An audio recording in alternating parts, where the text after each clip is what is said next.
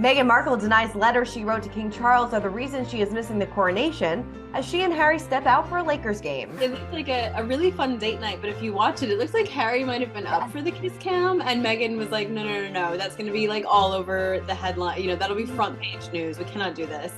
Plus, Kate flies solo for an outing as the royal family celebrates Prince Louis's 5th birthday. So much fun. Kate tells us that she always bakes the birthday cake. She stays up late. So many of us, I do the same thing. I end up staying up way too late and covered in frosting. And I think it's just so special. Those kids have such happy birthdays. And editor-in-chief of True Royalty TV, Nick Bullen, breaks down Harry's relationship with King Charles and Prince William weeks before the coronation. My understanding is there have been no discussions between Harry and William. That is absolute radio silence. It's a very big void. We've got that plus so much more on today's Royally Us. Hey everyone, and welcome to Royally Us. I'm Christina, that's Christine, and we are just a few weeks away from the big day. I can't believe it's almost here. We've said it the last couple of yes, weeks. We have. It's really getting close now. I mean, we're really getting excited. And there's so much going on. All the royals were out and about this week. There's so much to talk about. So much to talk about, and so many rumors and speculation and all this stuff around the coronation. So we're going to try to break it all down. But before we do, let's see what you guys have to say about last week's show. Ohio It Is says Harry does not get to sit up front with the working royals, not because he was demoted, but because he quit his job. If I quit school, I don't get to sit with the graduating class and handed a diploma. That is true. That is good way to think about it. It really is. And then Jade Smith says Archie's birthday had nothing to do with Meghan not going. She was in London for the Jubilee during Lilibet's first birthday last year. Harry was absent playing polo during Archie's birthday last year as well. I mean, they do make a good point that they were in London for Lilibet's first birthday, so they could celebrate it there, but a lot has happened since that birthday. Yeah, there's a lot I think there's a lot of moving parts. There are probably a lot of reasons. We're never going to know the truth. No, well, one of the reasons that she is not going is not because of these letters. So let's talk about this. Let's get into our royal roundup, because Meghan denied rumors that the letters that she reportedly exchanged with King Charles are why she is missing the coronation. So Ashley Hansen, she's the global press secretary to the Duke and Duchess of Sussex, denounced claims that Meghan is not attending over the letter. She told Harper's Bazaar, the Duchess of Sussex is going about her life in the present, not thinking about correspondence from 2 years ago related to conversations from 4 years ago. Any suggestions otherwise is false and frankly ridiculous. Now, this denial came after the Telegraph reported that Meghan exchanged letters with the then Prince of Wales and about her and Prince Harry's 2021 tell-all interview with CBS. Of course, in that chat, they talked about race within the royal family and a family member raising concerns when Meghan was pregnant with Archie about how dark his skin color would be. As we know, they refused to name that person publicly, but after the interview aired, according to the Telegraph, Meghan exchanged this letter, and that incident was referenced. They reported saying the Duchess is believed to have thanked the king for his words. The Duchess's letter is also said to suggest that she had never intended to specifically accuse the individual involved of being a racist, but was raising concerns about unconscious bias. The letter allegedly named the individual and said that she allegedly said that the comment was an innocent observation. And so this was, and then the Telegraph said that this is why she wasn't attending the coronation. So interesting that her response was that she is living her life in the present and not really thinking about the past. This response it's honestly a bit sassy as far as just any PR response, but especially out of the Sussex camp. It was a little bit sassy. She's like, I'm living my life. Yeah. Leave me alone. Leave me alone. This is, again, we're hearing so many different reasons as to why she's not chosen to go to the coronation. We've talked about a bunch of different reasons, but sort of the correspondence, Archie's birthday, the lack of involvement in the ceremony. Was there security concerns? Was there requests that weren't met? Was it just a logistical nightmare? Did she not want to go and get booed again? There's so many reasons that we're never going to get the answer to. I agree. I don't think that these letters from 2 or 3 years ago are the reason that she's not going. Like we said before, so much has happened with the Netflix documentary Spare, with everything that happened in between, that I don't think that these letters about this interview that happened a number of years ago had anything to really do with it. I think, like you said, could be the birthday, it could be security, it could be her public perception. There's a host of reasons why she's not going to show up. And you know, like Nick Bullen says in our upcoming interview, I think the royal family probably had a sigh of relief when she decided, I'm going to skip this one. So, but despite all this drama, the Sussexes were included in a picture featured in the King's official coronation souvenir program. It was taken by Chris Jackson back in 2018 as the royal family celebrated Charles's 70th birthday. Chris wrote on Instagram saying, nice to see this picture I took in 2018 in the official coronation program. So I think maybe he was a little surprised as well. We see, you know, the whole royal at that time, the working members of the royal family, Kate with Louis and Charlotte and George, and they were seated in a bench in front of Kate and William's two eldest children, and then Queen Camilla and Charles were there, and the picture was taken 6 months after Harry and Meghan had tied the knot. So Archie wasn't in the picture yet, but it was a few years before they stepped back as senior members of the royal family. So it is nice that the family was included in this. Yeah, I think that, you know, this was probably one of the last more formal portraits of King Charles with his sons Harry and William and their families at that time. So it's really difficult, you know, especially when you think about how fractious the relationship became after that time period. It just sort of went on a downhill spiral. That was probably the last happy family photo that they have. Definitely. And if you want to take a listen to our interview with Chris Jackson that we had a couple weeks ago, he actually told the story behind that photo because he had somebody dressed up in like a bear costume and came out and had the kids like laughing. So that's why they're all like laughing so much in those photos. So definitely it was a fun, lighthearted moment. It definitely seemed like. So nice to remember it. A time of hope and yes. prosperity and happiness. So much has changed. Like you said before, the royal family has been out and about this week, and Prince William actually paid tribute to Australians and New Zealanders killed in war. He attended the Anzac Day ceremony in London's Hyde Park. The dawn service, everybody, you know, woke up really early for this. The dawn service at Wellington Arch included readings and a rendition of The Haunting Last Post, a moment of silence, and the singing of the national anthem. So definitely, it's always a beautiful ceremony. He laid a wreath along with the high commissioners from Australia and New Zealand. Yeah, this is an event that we tend to see from William and Kate. Sometimes just William, especially since, you know, they had that very successful tour in Australia and New Zealand several years ago. They've really close ties to Australia and New Zealand. Prince William seems to be like friends with Jacinda Ardern at this point. So I think this is a really special event. It's sort of a priority that William and sometimes Kate are there for what is one of the most important holidays in Australia and New Zealand's calendar. Definitely a beautiful ceremony. All right. Well, a new photograph of Queen Elizabeth and some of her grandchildren and great-grandchildren, and it was taken by Kate. This was released on what would have been her 97th birthday. It's a never-before-seen picture that was posted on the Prince and Princess of Wales Instagram. And the caption read, today would have been Her Late Majesty Queen Elizabeth's 97th birthday. This photograph showing her with some of her grandchildren and great-grandchildren was taken at Balmoral last summer. Like we said, she is surrounded by her the next generation of royals, including George, Charlotte, and Louis. Also in the picture are Zara, the Queen's granddaughter, and Mike Tyndall's 3 children, Mia, Lena, and Lucas. Meanwhile, Peter Phillips's 2 daughters, Savannah and Isla, they also smile for the portrait. So yeah, just and 2 of her grandchildren are also pictured as well, James and Lady Louise Windsor, who are Prince Edward and Sophie's sons. So definitely a beautiful family photo. Of course, you know, the last summer that she spent at Balmoral with everybody. So I'm sure that they look back at this photo fondly. Yeah, this is a really, really special photo. I think when we look back to the timeline, this photo would have been taken at the end of August. And when you think that the Queen died, you know, sort of September the 9th, I think, you know, the first week in September, this was really very, very close to the end of her life. It must have been so special to be surrounded by her grandchildren and great-grandchildren at this point.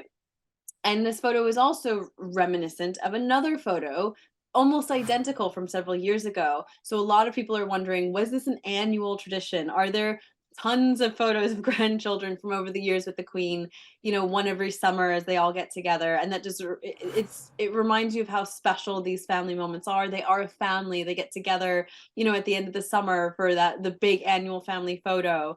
And I think it was such a sweet tribute to the Queen, but also really, really special to share that with the public. It really is. I would love to see all these photos. I'd love to go through Kate's iPhone roll and see what's in there. It's got to be special. Well, speaking of the Princess of Wales, she visited the baby bank in Windsor, not far from her home with Prince William and their 3 children, to hear about the organization's crucial work to support families in need from the surrounding area. She met volunteers, took part in sorting donations and packing referrals during her visit. She chatted about her own kids, saying that Charlotte, who's about to celebrate her 8th birthday, she's a huge fan of Toy Story. And she also reflected on how fast motherhood goes. She said, it only feels like yesterday that they were this tiny. They do grow so quickly. I know you and I can agree on that one. They do, they grow so quickly. But this was a bit of a surprise engagement from Kate. You know, we weren't expecting to see her in this capacity. She looked very casual in a sense. She had on these really great flats and a blazer. It was a very relatable outfit because I think she was there to work. You know, she was folding clothes, she was sorting through donations, she was there to volunteer. That was kind of her time to spend with this organization that she's so passionate about. And it really set an example for other people that they could also go, you know, volunteer at their local baby bank, because they're dotted all around the United Kingdom, and be a part of this amazing organization. This also came in the same week that she and Prince William took a visit to Birmingham to celebrate the city's diverse cultures and heritage and meet future leaders in the creative industries. They traveled by train, which is always very exciting. They said, you know, on social media, we'll see you soon, Birmingham. And they started their visit by helping out in a family-run Indian restaurant. And the couple met the family, learning about the history of the restaurant and talking to former students from the University College of Birmingham who have trained there. So it definitely seems like a really fun visit. Also getting their hands dirty in the kitchen as well, and trying to make flatbread and vegetables and curries and things like that. So it seems like a really fun outing. I loved this. I think my favorite part was where Prince William answered the phone and took someone's dinner reservation. And imagine calling your local Indian restaurant. You just want to go for dinner and you're on the phone like, this guy sounds kind of familiar. And it turns out the Prince of Wales. I hope he did a DoorDash or a Grubhub and delivered food. I love that so much. Such a great outing. Love that. Oh my God, it's a great example of how they can visit these communities, make a really positive impact, spotlight some of these organizations, and just, you know, bring unity. It's definitely such a great opportunity. Yes. All right. Well, this interview got a lot of people talking. So Queen Camilla's son, Tom Parker Bowles, is dishing out his opinion on the coronation, her marriage to King Charles, and so much more. So he first touched upon the reported Not My King protests that have been going on and are set to go on during the coronation. And he said, everyone has the right to think what they want. He told this to the News Agents podcast in a recent interview. He said, we live in, thankfully, a free country, and that's their right to do so. He continued, you're allowed to protest. We are all allowed to have different views. And I think that makes for an interesting and civilized country. He also responded, if it's weird to see his mom as the future queen, he said, not really, because she's still my mother. I think change happens, but I don't care what anyone says. He also defended his mother after Prince Harry's interview with Anderson Cooper, says, I don't care what anyone says. This wasn't any sort of endgame. She married the person that she loved, and that is what happened. He also championed King Charles, saying that he is a good, kind, intelligent man who cares deeply about his roles wherever they may be, either as the Prince of Wales or the King. So he had a lot to say. Yeah, I wonder if he felt like he was in a bit of an awkward spot, because he does sort of skirt around these issues sort of, you know, in a weird way. I mean, to say that it's not weird to see your mother as the Queen of England, I'm not quite buying it. I think that would be the weirdest thing. But you can tell that he's so supportive of his mother and of her husband, who's the new king. And I think I agree that he's, you know, that sort of echoes a lot of our sentiments, where it's so important to him to just represent his role well and serve the British people, whether he's king, whether he's Prince of Wales, no matter what. Like, he's so dedicated to the people. He really is. And it's all going to be official in just a couple of weeks. So let's spill some royalty. We talked about this story a couple of weeks ago when Robert Jobson wrote that Kate said that their outing, the walkabout after the Queen's death with Harry, Meghan, and her husband was one of the hardest things that she's ever had to do. Well, Meghan, I guess, felt similarly. A source told People magazine that that's the longest they had ever been away from the kids. And then on top of it, knowing what's being said out there, it was very difficult. You know, according to Kensington Palace, it was Prince William who extended the invitation, but it was Kate that came up with the idea. She said she didn't want her or William to have any regrets. I'm sure that this was a difficult day for a host of different reasons. I'm sure, yes, being away from their children for, I think it was 10 days at that time when they were so young, that had to be difficult because they weren't expecting the Queen to pass away when they were overseas. So yeah, I'm sure it was difficult on many different levels for everybody involved. I can't imagine the emotional toll. Again, you're grieving, you're going through this family turmoil. I think even the Queen's passing was a little bit dramatic with who goes up to Balmoral, who doesn't. And then at the same time, you have to sort of go out there and show a brave face and smile and greet people. Emotional exhaustion doesn't even cover it. Doesn't even cover it. Well, People magazine is also reporting that Harry received an email about the coronation from Charles's office and not from Harry's father himself.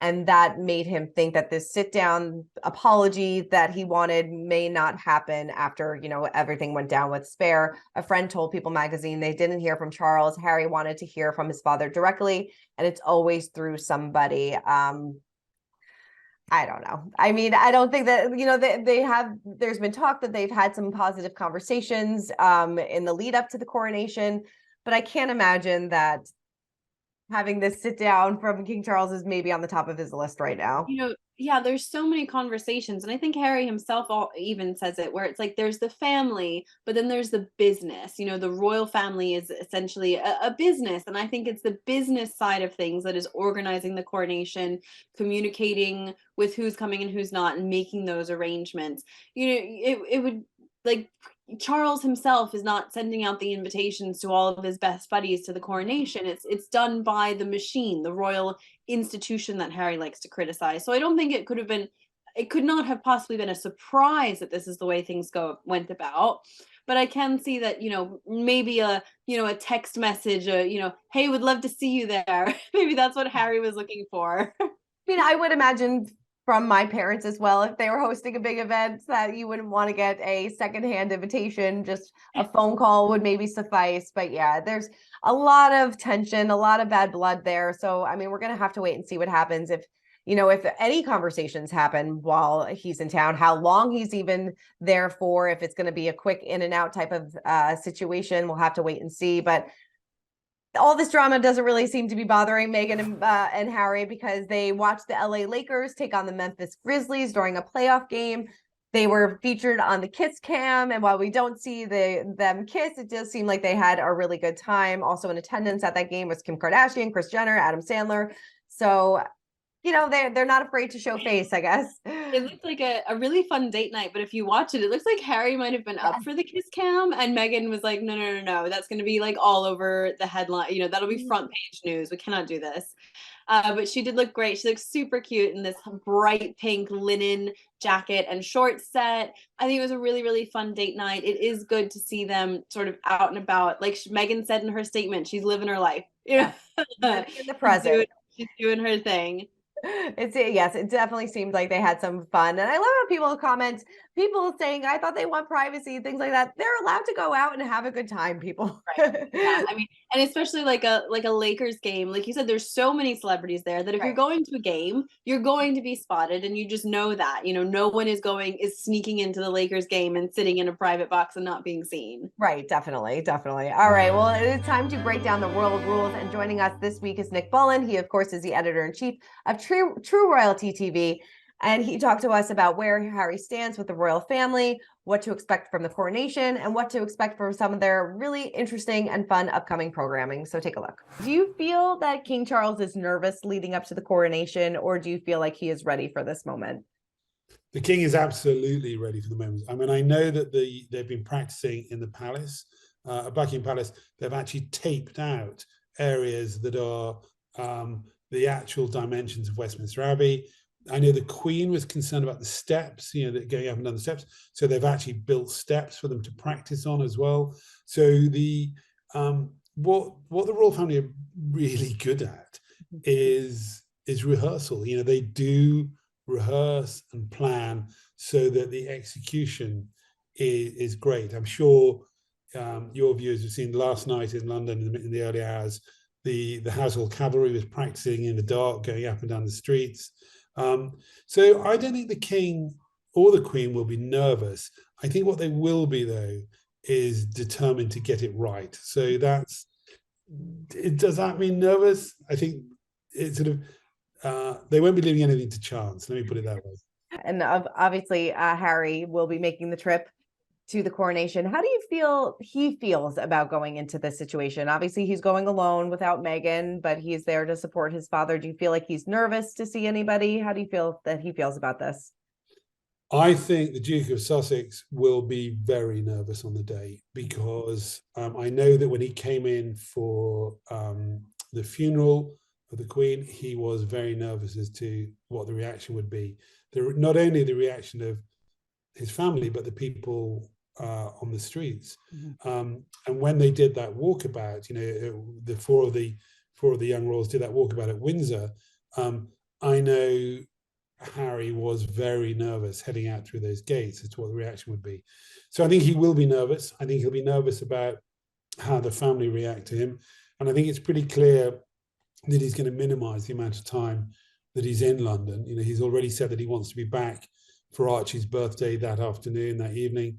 So it will be very much a flying visit. And I suppose what he has in his favor is there'll be very little opportunity for any of them to really speak, because they'll all be coming from different places. They'll all be traveling in different cars and carriages. Harry isn't part of the procession or the balcony appearance, those elements. They'll all come in an order of precedence, so they don't need to meet. So I think there is the operations of the day will actually help everybody out, that we don't need to have moments where they're seen chatting to each other. They will all be positioned very separately, I'm sure. Who will be on that balcony, do you think? Is it just going to be, King Charles, Camilla, Prince William and his family? I think my understanding is the working royals, yeah. And I think you'll see it in different ways on the balcony. I think you'll find the king and the queen possibly with their pages of honor, or for a single shot. I think you'll absolutely have the core family in it to be the king, the queen, and the Waleses with the young Wales children. And we've heard Louis is now going to be going to the coronation. So that shot, do you remember the very final balcony shot of the Queen after the Jubilee? It was her, Charles and Camilla, and William, Kate, and their 3 children. That's the message to the world. And that message will be pushed out again. Although I wouldn't be surprised if you have part of the day where maybe the Princess Royal and the new Duke and Duchess of Edinburgh are on the balcony as well. But I think the thing that I'm noticing at the moment with the king, he is clearly trying to push family in those family moments. I thought the lineup of people at Easter at Windsor was really interesting. Andrew was being brought back into the fold somewhat. The York girls who were there. The king's cousin, Lady Sarah Chatto, was there with her children. So I think the king may try and push 2 stories on that day. One is we are a family and we're a united family. And then I think the other story is, but we are a slimmed down monarchy that's forward looking. Right. What kind of message do you think it's sent that Meghan did not attend, or will not attend? Sorry. I think Meghan not attending is a huge relief for everybody involved. And I think the people will create their own messages, I'm sure. My reading of it is she has been pretty clever in that, she knows that if she turns up, the story will become about her. All cameras will be trained on her to see, how does she look? Is there a nervousness in her eyes? All those things. Then there'll be shots of, does she give side eye to Kate, or does Kate give side eye to her? Everything will be about what was the relationship of Meghan being there. We'll get some of that with Harry, but it would have been even bigger if Meghan had been there. So if you're being positive about Meghan, you'll say she's done the right thing by not making herself the story. If you're being negative about Meghan, you could say that it's appalling that the daughter-in-law of the king isn't attending his coronation. And I guess only the Sussexes really know why she isn't coming. Archie's birthday, it's a red herring. You know, they could bring him with them and celebrate the birthday in London, or as Harry's going to try and do, they could both get back to be there for his birthday. But you know, in most families, I would imagine if there hadn't been this big falling out, they'd have put Archie and Lilibet on a plane and they'd all have flown over and had a nice birthday party at Frogmore. Yeah, no, definitely. Do you feel like Harry and Meghan are struggling? I know that people have spoken out saying that, you know, in the wake of Spare, their Netflix documentary, and maybe the public reception of that they are struggling. You know, do you feel like that at all?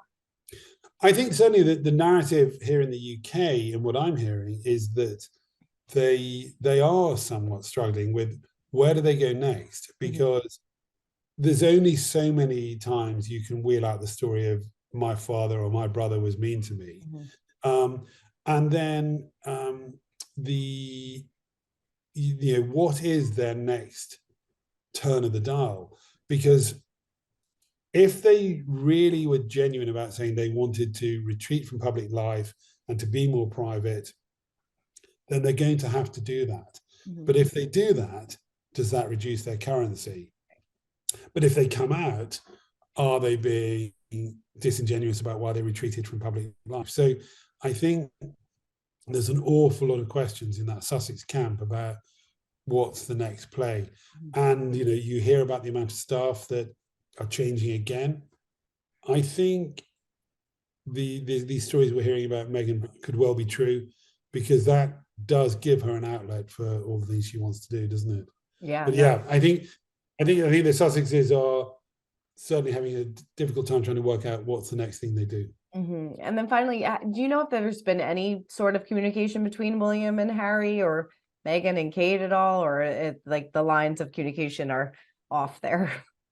My understanding is there have been no discussions between Harry and William. That is absolute radio silence. It's a very big void. And no one that I'm talking to seems to see a way that those two are going to have a rapprochement.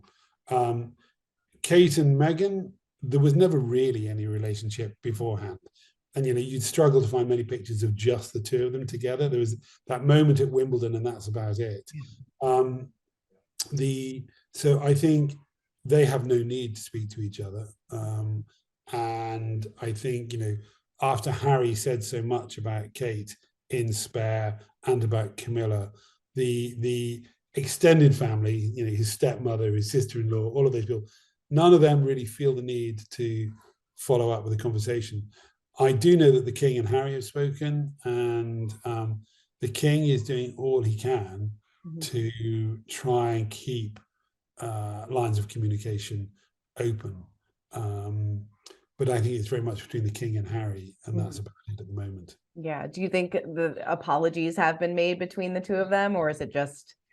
I don't think anybody will be apologizing to anybody. I don't think so either. You know, I think the British, as you know, are very good at sweeping things under the carpet and moving forward without anyone having to really say sorry. Nick, I know that you have a post of new original specials in the lead up to the coronation on True Royalty TV. So please tell me all about it. Well, absolutely. It's great to see you. And yeah, the True Royalty is excited at the moment because we've got 3 different rafts of programs that we're doing on the weeks building up to the coronation. The first is our chat show, The Royal Beat. Normally it's only on every fortnight, but as we count down to the coronation, it's on every single week. And we're there with royal historians, royal experts, people who've worked for the royals, people who've been involved in coronations in the past, all talking about what is happening on this countdown. Then alongside that, we've got a whole new range of programs that are looking at the history of the coronation, all the paraphernalia that goes into it, the traditions that go into it, everything from the sort of Westminster Abbey and the importance of the Abbey to the importance of the crown jewels. So a really deep dive into the history of the coronation. And then alongside that, a whole collection of programs, brand new original documentaries, many of them exclusive to True Royalty and new to the United States, that look at the members of the royal family that are involved right now. The story of Charles's journey to the throne, the sort of the women who might have been queen, the story of Camilla and her journey, the story of, you know, what are the Prince and Princess of Wales about, who are the new Prince and Princess of Wales, and, you know, broader stories about the extended family who are part of this new and evolving royal family. So all right, definitely check out True Royalty TV. They have a lot of great programming in the lead up to the coronation. So definitely some interesting stuff. All right, so let's move on over to our pint-sized palace. And Prince Louis celebrated his 5th birthday with a new royal portrait. A source recently told us that Kate has organized a fun adventure-themed birthday party with all his school friends to celebrate the milestone. And she and William are also doing something family-oriented. They always make birthdays very special for their children and go the extra mile. The insider noted that for Louis' big day, he had cakes and sandwiches for his guests to taste, as well as plenty of balloon decorations.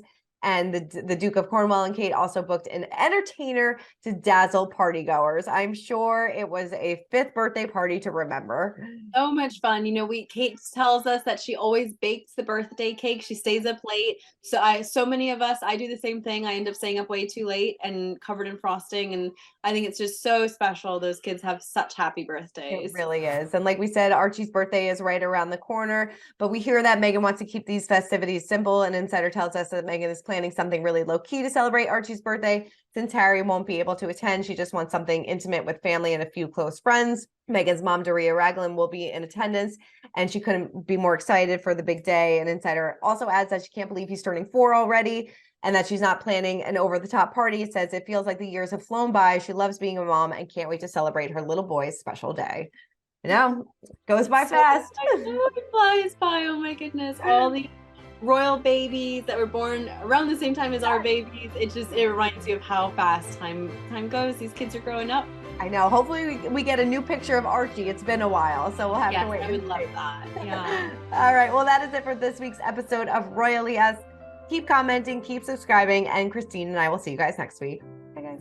For more news, content, and exclusive interviews, make sure to hit the sub, like, and bell button down below and visit usmagazine.com.